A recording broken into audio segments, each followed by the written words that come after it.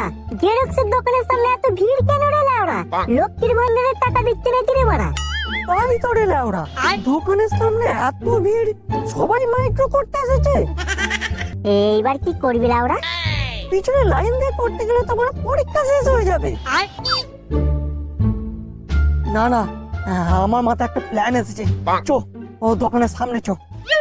কি গো কাকা, দোকানের সামনে এত ভিড় কেন গো?